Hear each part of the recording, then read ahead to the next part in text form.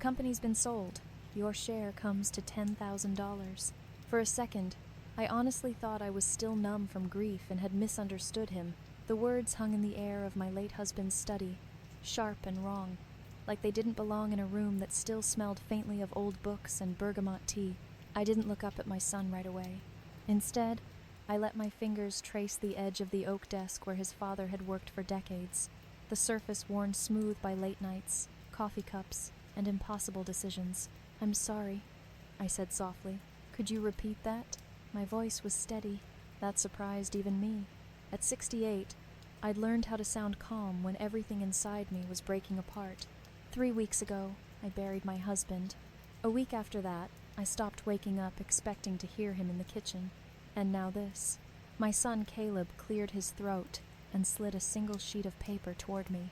"It's all documented, Mom." The sale went through quickly, but cleanly. 10,000 is what you're entitled to. 10,000. I finally looked up at him. He was standing straight, confident, wearing a tailored jacket his father would have found excessive. His fingernails were neat, manicured, not a trace of the grease and calluses that once defined the hands that helped build the business he now spoke about so casually. "For my share," I repeated. "Yes," he said, nodding. "Your share." Your share, as if the company had never been mine to begin with. As if I hadn't been there when it was nothing more than a rented garage outside Spokane and a stack of unpaid invoices.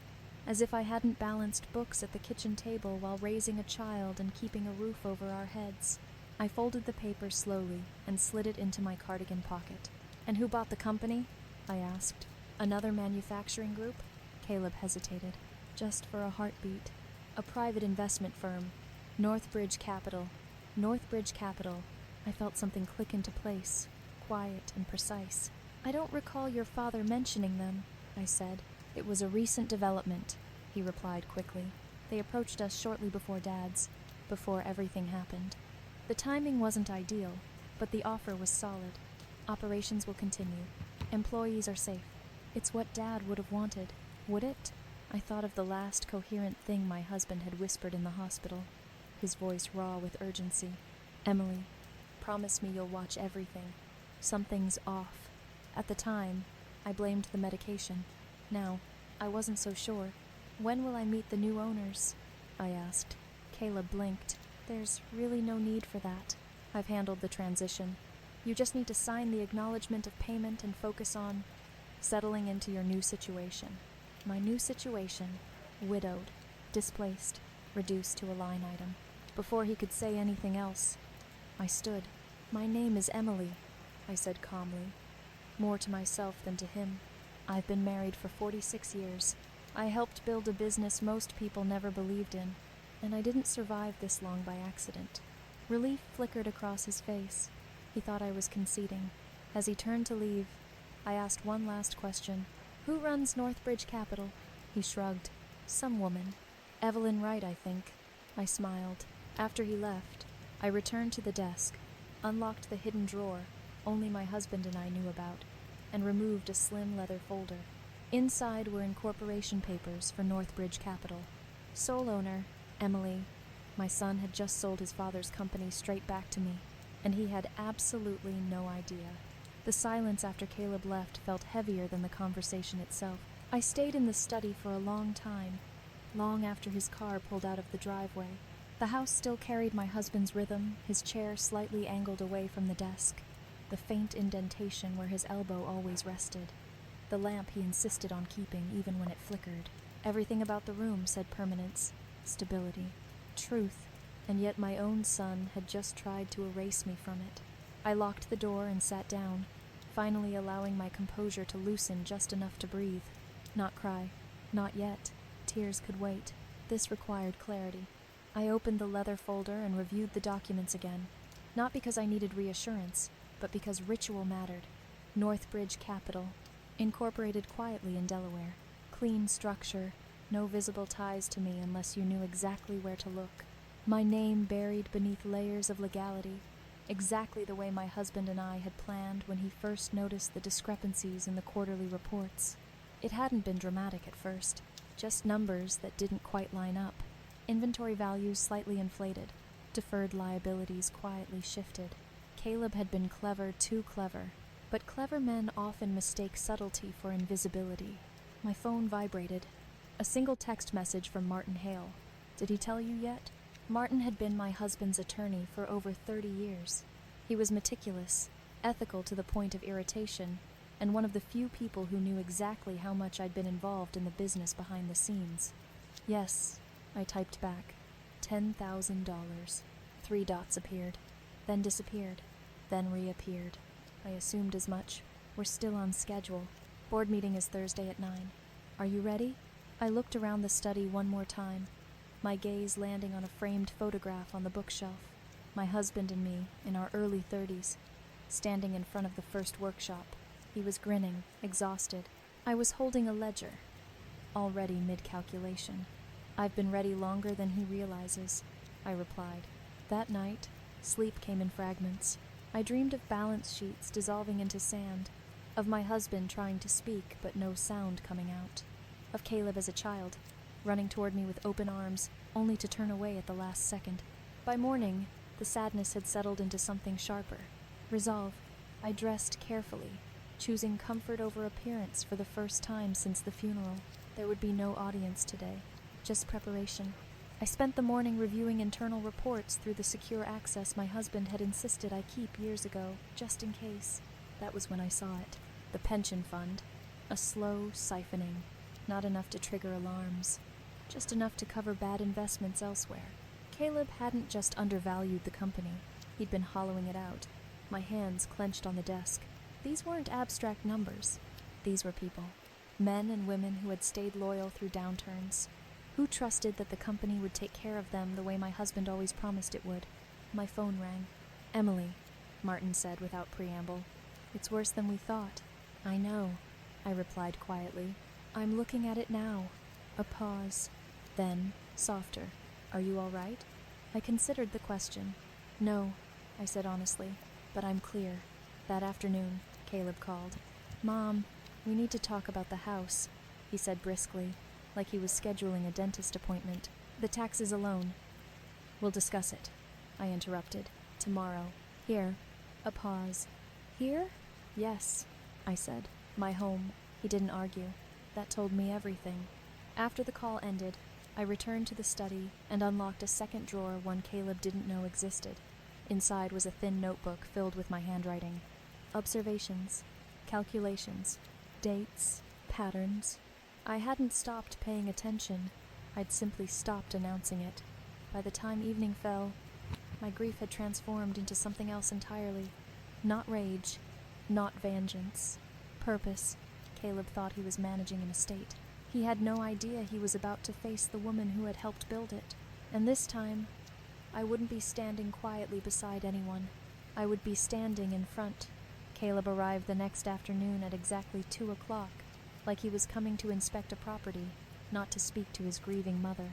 He didn't come alone. A woman in a fitted blazer and heels sharp enough to cut glass followed him up my front steps, clutching a leather portfolio and wearing the kind of smile that meant she'd already practiced saying, "This is for your own good." "Mom," Caleb said, stepping inside without waiting to be invited. "This is Sloane Parker. She's with Meridian Estates. She specializes in homes like this. Homes like this." As if this place was a category on a spreadsheet, I held out my hand politely. "Sloane, nice to meet you." Her handshake was cool and fast. "Mrs. Emily, it's an honor. Caleb mentioned you were ready to list immediately." I looked at my son. His expression didn't change, but his jaw tightened a fraction. He hadn't expected me to notice that detail. He'd expected me to nod and smile and follow instructions the way I always had in public. "I don't recall agreeing to that," I said calmly. Sloane's eyes flicked to Caleb, then back to me, recalculating. "Let's give you two a moment," I added, still smiling, but my tone left no room for negotiation. "The living room has water. Please, make yourself comfortable." Sloane hesitated just long enough to decide she liked her paycheck more than she liked a fight, then walked out, closing the study door behind her. The second the latch clicked, Caleb exhaled hard. "Really?" he snapped. "You're going to embarrass me in front of her?" "Embarrass you?" I repeated. "You brought a realtor to my house without my consent." He threw his hands up like I was being unreasonable. "Mom, This place is too much for you. The maintenance, the taxes, the staff. I cut in softly. You mean the housekeeper who has been with us for 15 years and cried at your father's funeral? Caleb's eyes flashed. Don't do that. Don't do what? Turn everything into an emotional performance. He said it the way men do when they want to dismiss a woman without admitting they're scared of her. I took a step closer to the desk. Not toward him, toward the truth. Let's talk about performance, I said. You walked into this room and handed me a document saying my share of your father's company, our company, was worth $10,000. It was a legal distribution, he insisted quickly. The trust gave you authority, I said, not ownership of reality. His mouth tightened. Mom, with all due respect, you were never involved in the business side. There it was, the line he'd rehearsed, the same line he'd likely fed anyone who questioned his decisions, the same line he'd used to make himself feel like a man in control, instead of a son panicking because his father's shadow was gone. I nodded slowly. You're right. Relief flickered across his face fast. Greedy. You're right, I repeated, letting the moment stretch. I wasn't involved in the business side. I reached into the top drawer of the desk and pulled out a key. Caleb's eyes narrowed. What are you doing? Something your father taught me, I said quietly, checking the fine print. I unlocked the hidden compartment beneath the desk's left panel, a feature Caleb had never noticed because he'd never bothered to look for it. Inside was a thick, leather-bound document and a slim stack of files. I placed them on the desk like I was laying down a weapon. This, I said, tapping the leather-bound document, is your father's full estate directive, not the summary you're working from. Caleb stared. Where did you get that? From your father, I replied. Because he didn't trust you. The words landed like a punch. His face shifted through disbelief, anger, and something that looked suspiciously like fear. That's not, he started. It's exactly that, I said, flipping the document open to a marked page. Section 12, paragraph D. This property cannot be sold without my written consent. He blinked like his eyes refused to process what he was reading. I'm the executor, he said weakly, and I'm the required consent, I answered. Executors execute. They don't override. Caleb's cheeks flushed. This is ridiculous. You're grieving. You're confused. I smiled slightly. You're going to call me confused now. I'm trying to protect you. No, I said, voice low. You're trying to control me. His gaze darted around the room, as if searching for someone else to argue with, someone he could intimidate. But it was just me, in my house, in my husband's study, and I wasn't the version of me he'd counted on. You can't stop this, he hissed. There are liabilities you don't understand. Deals I've made, people I owe, deals I've made. I tilted my head. That sounds like a problem, Caleb. His eyes narrowed. What do you know? I let silence do the work. Finally, he pushed back from the chair and stood, pacing once, like a predator trying to reclaim the room. You think you're being clever, he said, but you have no idea what you're stepping into. I held his gaze. I know exactly what I'm stepping into. Then I walked to the door and opened it. Sloane, I called politely, I appreciate your time, but the house will not be listed. Not now, not ever without my signature. Sloane looked at Caleb like she'd just realized she'd been hired by the wrong person. Caleb's face went tight. I turned back to him one last time. I'll see you Thursday, I said softly, at the board meeting. His eyes widened. What board meeting? I smiled. Warm as honey, sharp as glass. The one where you introduce Northbridge Capital's mysterious owner.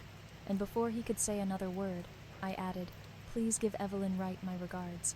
Then I closed the door on both of them, and for the first time since my husband died, I felt something close to peace.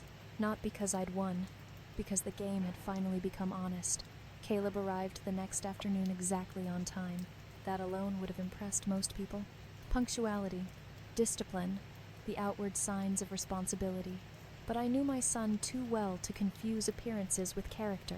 I heard his footsteps before he knocked, measured, confident, already assuming control of the situation. When I opened the door, he gave me the same tight smile he'd worn since the funeral. Polite, efficient, empty. Mom, he said, stepping inside without waiting for an invitation. Thanks for meeting on short notice. Of course, I replied calmly. This house has hosted far more difficult conversations. He glanced around, eyes flicking over the furniture, the artwork, the framed family photos, not with nostalgia, but with appraisal. As if calculating square footage and resale value, we sat in the study. I deliberately chose my husband's chair. Caleb hesitated before taking the opposite seat. Just a fraction of a second, enough to notice. "I'll be direct," he began, folding his hands the way he did in boardrooms. "The estate is more complicated than you realize. Maintaining this property isn't practical long-term.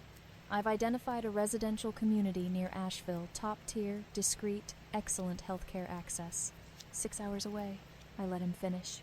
"They offer independent living," he continued, "with a smooth transition if your needs change. The proceeds from the house sale would more than cover—" "No," I said. The word landed quietly, cleanly. Caleb blinked. "I'm sorry." "No," I repeated. "I'm not moving, and this house isn't being sold." His jaw tightened. "Mom, this isn't about emotions. It's about logistics." "Then let's talk logistics," I replied. "Specifically, the part of the will you seem to be misunderstanding." His confidence faltered, just slightly. "I've reviewed the will," he said, extensively. "Then you know," I continued, "that I retain lifetime residency rights. Any sale of this property requires my written consent." "That clause is outdated," he said quickly. "Dad intended. Your father intended," I interrupted, "that I not be discarded once you decided I was inconvenient." Silence filled the room. For the first time since my husband's death, Caleb looked unsure. "That's not fair," he said. "I'm trying to protect you." "From what?" I asked softly. "From having a voice?" His eyes hardened. "Let's not do this emotionally," he said. "We have bigger issues. The company transition alone." "Ah," I said, leaning back. "The company." His shoulders squared. There it was, his comfort zone. "Northbridge Capital," I continued, watching him closely. "Interesting buyer." Caleb relaxed. "Just a little." "They moved quickly. Clean deal. You'll appreciate that once everything settles." "I already do," I said. He frowned. "What do you mean?" "I mean I appreciate efficiency," I replied. "I also appreciate thoroughness. Due diligence." A pause. "I spoke with Martin today," I added casually. Caleb stiffened. "Why?" "Because he's been our attorney longer than you've been an executive," I said. "And because he knows things you don't." "Like what?" Caleb snapped. I didn't answer immediately. I reached into the desk drawer and slid a single document across the table. Northbridge Capital. Incorporation summary. His eyes skimmed it once, then again, then his face drained of color. This is a joke," he said. "This isn't—" "Northbridge Capital is privately held," I said evenly. "Founded 6 months ago." His voice dropped. "By who?" I met his gaze. "By me." The room seemed to tilt. "That's not possible," he said. I don't what?" I asked. "Understand corporate law? Financial structuring? Risk mitigation?" I leaned forward. "You didn't think I'd notice the missing pension funds, Caleb? Or the shell transfers? Or the valuation discrepancies you assumed I was too grieving to question?" His mouth opened. "Closed. You sold the company to your own mother," I said calmly, "at a discount, based on figures you manipulated." The silence was suffocating. "You plan to strip the intellectual property next," I continued. "Move it before the transition finalized. A clever contingency. Unfortunately, your engineering team noticed." "That's—" He stood abruptly. "That's an overreach. You're confused. Grief is—" "Don't," I warned. My voice wasn't loud. It didn't need to be. "You do not get to question my clarity after trying to erase me." His anger flared. "You set me up." "No," I said. "You exposed yourself." He paced the room like a trapped animal. "You humiliated me," he hissed. "In front of the board." "You humiliated yourself," I replied, "when you chose greed over stewardship." He stopped. "What do you want?" he demanded. "Control? Revenge?" "I want accountability," I said. "And restoration." I stood. "The board meets Thursday. You will attend?" "Not as CEO." His breath hitched. "Then as what?" "As someone willing to learn," I said. "Or as someone willing to walk away." He stared at me, disbelief and fury colliding. "You'd destroy your own son?" I held his gaze. I'd save what your father built, I said, even if it means forcing you to face who you've become. The fight drained from him, replaced by something else. Fear. For the first time, he understood. This wasn't a negotiation. This was a reckoning. Think carefully, I said, opening the door. Thursday is coming. He left without another word. I closed the door and leaned against it, my hands trembling not with doubt, but with the weight of what came next. Standing up to the world had been easy. Standing up to my own child, that was the hardest thing I'd ever done. But it was necessary, because love without boundaries had brought us here. And truth, however painful, was the only way forward. Thursday morning arrived without drama. No thunder, no ominous signs, just clear skies and a quiet resolve that settled over me as I dressed. I chose a navy suit my husband had always liked, simple, tailored, unmistakably authoritative. Not for intimidation, for clarity. This wasn't about revenge. This was about stewardship. When I entered the boardroom, the energy shifted instantly. Conversations faltered, eyes lifted. People noticed where I sat. At the head of the table, Caleb was already there, seated several places down, no longer at the position of quiet command he'd once occupied. His posture was rigid, controlled, but his eyes gave him away. He knew this was real now. The board meeting began formally. Reports, summaries, the kind of procedural theater that comforted people who believed systems alone maintained order. Then Martin stood. Before we proceed, he said calmly, there is a matter of ownership and governance that requires immediate clarification. He nodded to me. I stood slowly. My name is Emily, I began, my voice steady, unshaken, and before I was anyone's wife or anyone's mother, I was a financial analyst. A ripple moved through the room. For 40 years, I worked beside my husband, quietly, strategically, by choice. I reviewed contracts, flagged risks, structured long-term protections, especially for employees. I paused. When irregularities appeared, we prepared. I gestured to the screen. Northbridge Capital's documents filled the wall. I am the sole owner of Northbridge Capital, I said, which now holds a controlling interest in this company. Gasps, murmurs, disbelief. Caleb didn't move. Let me be clear, I continued. This acquisition is legal, ethical, and final. What is not acceptable and will be addressed immediately are the actions that made such intervention necessary. Martin distributed the forensic reports. Numbers don't shout, they whisper, but once heard, they can't be ignored. Pension fund misuse, intellectual property diversion, artificial valuation suppression. One by one, board members looked up from the documents and toward Caleb. This is a misunderstanding, he said finally, his voice controlled but thin. There were pressures, expectations. There were choices, I corrected. And those choices endangered people who trusted this company. Silence. Then one board member spoke, then another. Questions turned into conclusions. By the time the vote came, there was no suspense. The board approved the restructuring unanimously. Caleb was removed from executive authority, effective immediately, but I wasn't finished. I have one more proposal, I said. The room stilled. Termination is easy, I said. So is prosecution, but neither repairs what was broken. I looked directly at my son. I am offering a conditional path forward. Caleb's head snapped up. Caleb will remain with the company, I said. Not as an executive, but as an employee, starting on the production floor. Shock rippled through the room. He will earn back trust through competence, humility, and accountability, I continued, or he will leave. No applause, no objections, just acceptance. After the meeting, the room emptied slowly. Caleb stayed. When we were alone, he spoke. You planned this for months, he said quietly. Yes, you knew I'd fall for it. I knew you wouldn't look down, I replied. You never do. His jaw tightened. I hated feeling invisible, he admitted, overshadowed. So you tried to erase me? I asked softly. Silence. I didn't mean, I know, I said, but intentions don't undo impact. Weeks passed. Caleb showed up. Every day. On time. No favors. No shortcuts. The production floor didn't care who he used to be, only what he could do. At first, resentment clung to him like static. Then fatigue replaced it. Then slowly respect. He learned the language of work again, not numbers, people. One afternoon, I watched from above as he struggled with a component Elena had mastered decades ago. She didn't correct him immediately. She let him fail. Then she showed him how to listen with his hands. Something shifted. At the summer scholarship ceremony, he stood beside me, not as a leader, but as a witness.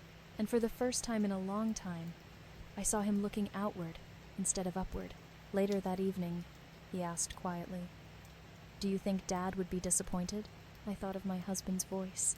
No, I think he'd be relieved, because real legacy isn't inherited. It's earned, and for the first time, my son had begun. People think power announces itself loudly. They imagine slammed doors, raised voices, dramatic ultimatums. They imagine victory speeches and public humiliation. What they rarely understand is that real power is quiet. It waits, it watches, and when it finally moves, it does so with intention. My son learned that the hard way, months after that board meeting. Life at the company found a new rhythm. Profits stabilized. Trust returned. The pension fund was not only restored, but strengthened. Employees walked a little taller, knowing their work was finally protected by leadership that saw them not as numbers, but as people. And Caleb? He kept showing up, not because I forced him to, not because he had no other options, but because something in him had finally cracked open the illusion that leadership was inherited, that respect was automatic, that success came without accountability. Some mornings, I'd see him leaving the production floor with grease on his sleeves and exhaustion in his eyes, and I'd think about the boy he used to be, the one who asked too many questions, the one who wanted to build things just to see if he could. That boy hadn't disappeared. He'd just been buried under entitlement. We never went back to the way things were, and we never will. Our relationship changed, permanently. There are conversations we haven't had yet, apologies that haven't fully formed, trust that's still fragile, still rebuilding one honest day at a time. This isn't a fairy tale ending. It's something better. It's real. I learned something too. I learned that love without boundaries isn't kindness, it's permission. Permission for resentment to grow. Permission for entitlement to take root. Permission for someone you love to become someone you no longer recognize. Standing up to my son was the hardest decision of my life. Harder than negotiating any contract. Harder than burying my husband. Harder than reclaiming a company that had my fingerprints all over it long before anyone noticed. But it was necessary, because legacy isn't about what you leave behind. It's about what you protect while you're still here. If you're watching this and thinking about your own family, your own sacrifices, your own moments of being underestimated or taken for granted, let me say this clearly. It is never too late to reclaim your voice. It is never too late to draw a boundary. And it is never too late to remind the world and the people closest to you that strength doesn't fade with age. It sharpens. If this story resonated with you, share your thoughts in the comments. Have you ever had to stand your ground with someone you loved? Did it change your relationship or save it? Stay with us. Stories like this aren't about revenge. They're about awakening. And the next one, it goes even deeper.